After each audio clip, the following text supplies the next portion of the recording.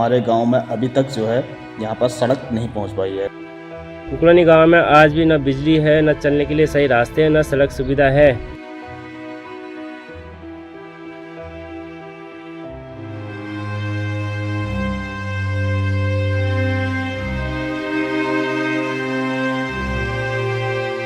कुकरानी गांव से 70% से अधिक लोग पलायन कर चुके हैं।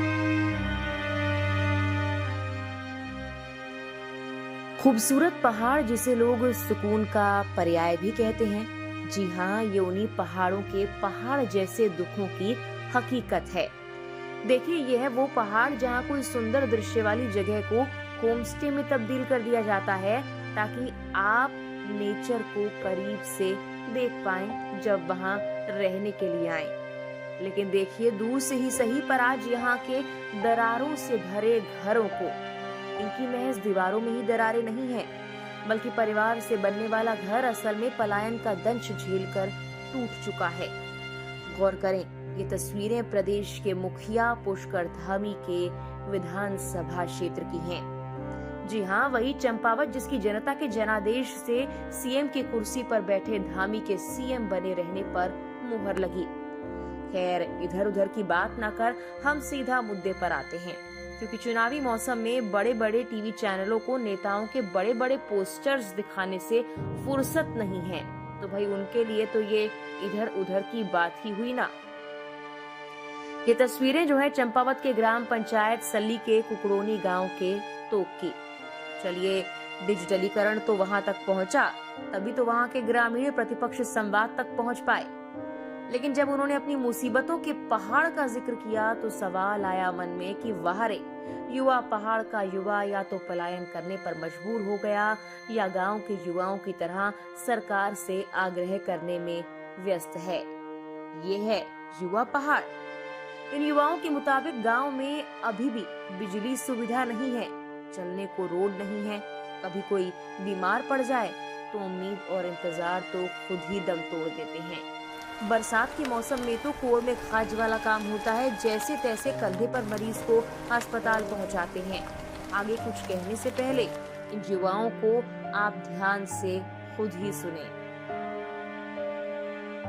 आज़ादी के 75 साल से अधिक समय बीतने के बाद भी हमारी ग्राम पंचायत सल्ली के तो कुकड़ोनी गांव में बिजली जैसी मूलभूत सुविधा उपलब्ध नहीं है, जबकि अपने विधानसभा क्षेत्र से मुख्यमंत्री पुष्कर सिंह धामी जी हैं।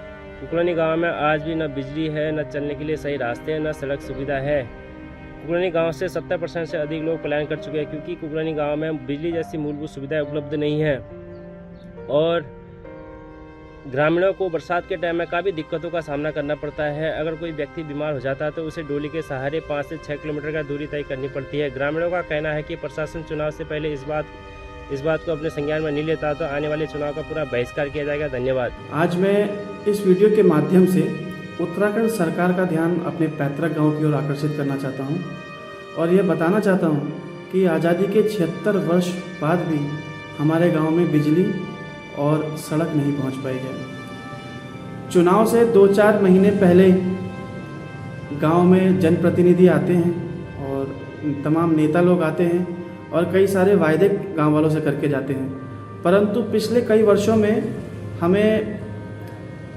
केवल झूठे वादे और आश्वासन ही दिए गए हैं। आज तक हमें किसी भी योजना या फिर आज तक हमें कोई बिजली या सड़क से नहीं जोड़ा गया है।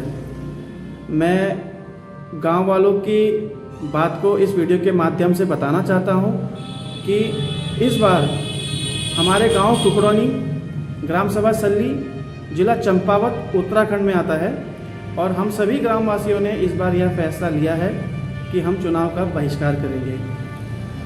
लोकसभा चुनाव 2024 में कुकड़ोनी ग्राम चुनाव बहिष्कार के पक्ष में रहेगा और मैं अपने उत्तराखंड के मुख्यमंत्री माननीय श्री पुष्कर सिंह धामी जी से यह निवेदन करता हूं कि वह हमारी बिजली और सड़क की मांग को लेकर ज़रूर इसको संज्ञान में लेंगे, अपने संज्ञान में लेंगे और संबंधित विभाग को यह जिम्मेदारी सौंपेंगे कि हमारे गांव को बिजली और सड़क से जोड़ा जाए। खैर, पहाड़ के सैकड़ों गांवों की कहानी कुछ ऐसी ही है। गांवों से सड़क की दूरी 5 किलोमीटर या उससे ज्यादा भी है। ये बातें तो हम खुद भी इसीलिए कह सकते हैं क्योंकि हम भी अक्सर उन गांवों तक गए हैं। लेकिन अब यहाँ की जनता ने मन बना लिया है कि या तो गांव को बिजली मिलेगी, नहीं तो क्रांति होगी। लोकतंत्र के इस पर्व को इस गांव के लोग तभी मनाएंगे जब मूलभूत सुविधाओं के महज वादे नहीं होंगे बल्कि उन्हें अमल में भी लाया जाएगा। यहाँ के 200 लोगों की आबादी की आवाज जनप्रतिनिधियों से सवाल पूछने की हिम्मत रखती है। तो अगर आप पहाड़ के किसी भी कोने से हमारी ये रिपोर्ट देख रहे हैं तो उठाएं उत्तराखंड के लिए आप भी आवाज। फिलहाल के लिए प्रतिपक्ष संवाद की इस रिपोर्ट में इतना ही।